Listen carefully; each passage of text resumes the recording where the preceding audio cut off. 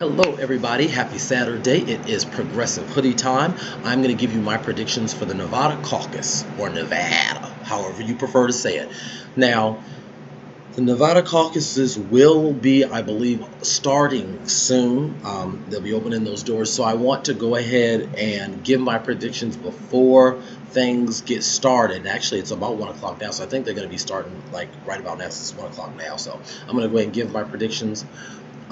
I'm basing this on a few different things, looking at the momentum that they have coming out of the early states that we saw, looking at the debate performances that we saw, the strength or weaknesses of the candidates there, and how I think that some of that will translate, looking at the polls and seeing how they're doing there in the different polls, the real clear average politics, real clear politics average of polls, and just looking at some of the sub data in those polls too about how sticky their support is, how made up their mind is, age, enthusiasm by age, so forth. So coming in at first place, my prediction for first is Bernie. I do believe that Bernie Sanders is going to win the Nevada caucus.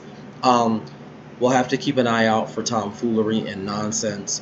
I heard something about non-disclosure agreements getting signed by, people that they want to get their precinct captains to basically be like, oh no, we won't report on any of the information. We'll just let you guys lie like you did in Iowa and release complete BS. And we won't say anything. Yay. So that's what's going on in Nevada. So, all bets are obviously off. And we've got all of this early voting. I heard it was something like 75,000 early voting ballots that have come in. I think it was like 80 some thousand total that voted last year, total that caucused last year. So, just be prepared for a mess. Be prepared for a mess. That should be my number one prediction. And I hope it's wrong. If I'm wrong, I'll be glad. Everybody, post in the comment section when we're done with this. You were wrong. And I'll be like, yes, thank God. I'm glad I was. So in second place, this was really difficult for me because they're so bunched up. They're so close to each other. It's hard to determine what's going to happen. But I'm hoping and I'm thinking that we're going to begin to see the lack of support among people of color with Pete Buttigieg to start becoming a factor, more of a factor in his placement here in Nevada. Although he has been outperforming the polls all along. So it's going to be interesting to see if he can do that again in Nevada. But he seems to be really suspiciously, in my humble opinion, outperforming these polls. But I'm going to go with second place Warren.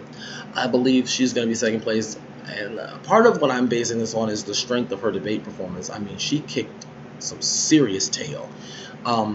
I predicted third place for Amy Klobuchar in New Hampshire. That turned out to be correct. My entire prediction turned out to be correct on New Hampshire. But it was in part due to feeling like, even though I may not care for her candidacy personally, being objective, I felt like she had a really solid debate performance. I really do, leading into New Hampshire. And I think that helped her. All right, so second place Warren because of that strength of that performance. Third place Buttigieg. He could finish anywhere from second to fourth. I don't know what's going to happen with Buttigieg. But I'm predicting third. I'm thinking, and I think probably partially hoping. That's what makes this difficult, right? Trying not to allow your own personal biases to influence the prediction here. But I'm thinking that the people of color are going to start rising up and making a statement on Pete Buttigieg, and it's not going to be a pretty one. I don't see anything in his numbers that shows me that Latinos that are going to be a major factor here are going to come out in any real serious numbers to caucus for Buttigieg.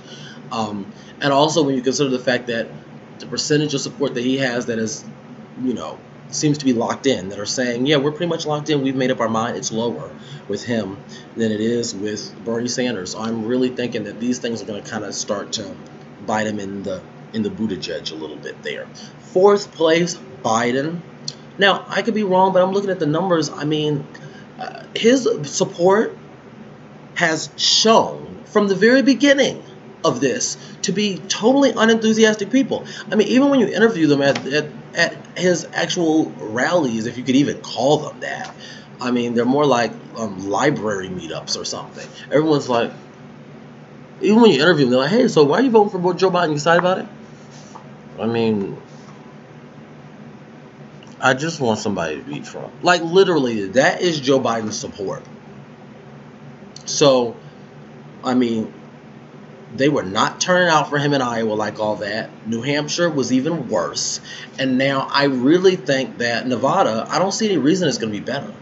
I mean, there are some black people in Nevada, but it is a really heavy Latino population. And I looked at his numbers. It's not that great with Latinos. It's not like he's killing it with Latinos. He's not doing that well with Latinos. There's no reason why I should think that Joe Biden's fortunes are going to turn around here in Nevada based on what I saw in that. I do believe that, I know he's polling a little higher, so I would not be surprised if he finished second or third. But I would also not be surprised if he finished fourth, because I don't feel like people are really excited. And it's not just my own opinion, because I'm not excited. I'm looking at everything I'm seeing around me. Even in trying to follow politics all the time, listening to different analysis, even on mainstream networks, I just don't see any real serious backing for Biden that would make me think he's going to do well today in some magical way. I mean, would you stand around for hours to vote for Biden? Okay, anyway. Fifth place, Klobuchar.